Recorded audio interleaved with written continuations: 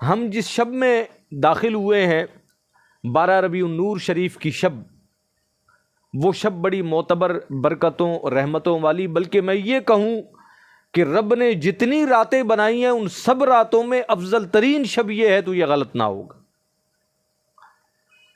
اب آپ سوچ رہے ہوں گے کہ یہ رات تمام راتوں میں افضل ہے، حالانکہ بہت ساری راتیں ہیں جن کی فضیلتیں قرآن و حدیث کے اندر بیان ہوئی ہیں۔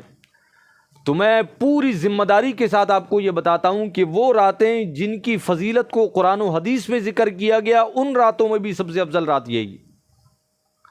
مثال کے طور پر راتوں کی فضیلت کیا ہے، پہلے تو اس بات کو سمجھیے، قرآن کریم فرقان حمید کے اندر سورہ قدر باقاعدہ ایک پوری سورت رب ذوالجلال نے نازل فرمائی، اور اس سورت کے اندر ایک خاص رات کا ذکر فرمایا، پھر اس خاص رات کی فضیلت ذکر فرمائی۔ رب نے فرمایا لیلۃ القدر خیر من الف شہر۔ لیلۃ القدر جس شب کو، جس رات کو، جس گھڑی کو، جن لمحات کو کہا گیا، ان کی عظمت و شان یہ ہے کہ اس ایک رات میں عبادت کی فضیلت 1000 مہینوں کی عبادت سے بھی بڑھ کر ہے، اور اس رات میں فرشتے آسمانی دنیا پر نازل ہوتے ہیں، اور رب کی طرف سے وہ سلامتی کا پیغام دیتے رہتے ہیں، وہ لوگوں کو ندا کرتے ہیں کہ کوئی ہے جو رب سے دعا کرے۔ اس رات کی فضیلت، اس کی عظمت کا عالم یہ ہے کہ اللہ اس رات میں دعاؤں کو رد نہیں فرمائے۔ اب یہ تو بدیہی اور عقلی دلائل سے ثابت بات ہے کہ کوئی بھی شے از خود فضیلت والی نہیں ہوتی۔ کسی شے کو اگر فضیلت ملتی ہے تو اس فضیلت کا کوئی سبب، اس کے پیچھے کوئی وجہ کار فرما ہوتی ہے۔ یعنی آپ اور میں بحیثیت امت کے تمام امتوں میں افضل ہیں، فضیلت والے ہیں، تو کیوں ہیں جی؟ اس لیے کہ ہم رسول اللہ صلی اللہ علیہ وسلم کی امت میں، ہمارے فضیلت کی وجہ وہ مصطفیٰ کریم صلی اللہ علیہ وسلم کے نالین کا تصدق ہے۔ اگر اس وجہ کو ہم میں سے نکال دیا جائے تو ہماری فضیلت ختم ہو جائے گی، ہم باقی امتوں میں سے پھر ممتاز نہیں۔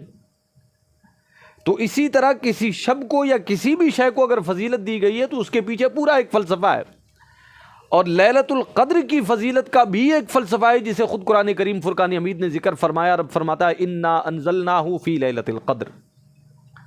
رب کی بارگاہ میں ایک بڑی عظمت والی چیز ہے جسے اللہ کا کلام قرآن مجید کہا جاتا ہے، جس کا ایک مقام، ایک اعجاز ہے کہ وہ اللہ کا کلام ہے۔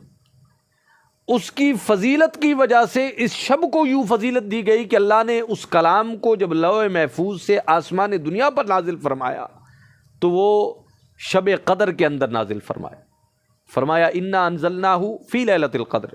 ہم نے اس کلام کو لیلۃ القدر میں نازل فرمایا۔ وما ادراک ما لیلۃ القدر۔ اب چونکہ اس شب کے اندر اللہ نے کلام کو نازل فرمایا ہے، کلام خدا کا نزول ہوا ہے، تو رب فرماتا ہے میرے بندو تم نے اس شب کی اہمیت کو کیا جانا، کیا سمجھ میں آیا تمہیں؟ وما ادراک ما لیلۃ القدر، لیلۃ القدر کیا ہے؟ فرمایا چونکہ رب کا کلام اس شب میں نازل ہوا ہے، اس شب کو رب کے کلام سے تعلق اور نسبت ہو گئی ہے۔ اب یہ شب عام راتوں کی طرح نہیں رہی، بلکہ اس کا کمال اور اعزاز یہ ہے کہ لیلۃ القدر خیر من الف شہر۔ اب اس ایک رات میں کوئی عبادت کرے گا تو ایک رات کی عبادت کا ثواب اللہ کتنا عطا فرمائے گا؟ فرمایا 1000 مہینوں کی عبادت سے بھی زیادہ۔ تو لیلۃ القدر جسے یہ اعزاز حاصل ہے، اعزاز حاصل ہونے کی وجہ کیا ہے؟ قرآن کریم کا نازل ہونا۔ اب سوال یہ ہے کہ نزول قرآن کی شب کی عظمت کا یہ عالم ہے، تو پھر جس شب کی صبح میں صاحب قرآن کا نزول ہوا، صاحب قرآن کی ولادت ہوئی، صاحب قرآن کی بعثت ہوئی، رب نے اپنے محبوب نبی آخر الزماں حضور سیدی خاتم النبیین صلی اللہ علیہ وسلم کو مبعوث فرمایا، اس شب کی رحمتوں اور برکتوں کا عالم کیا ہوگا؟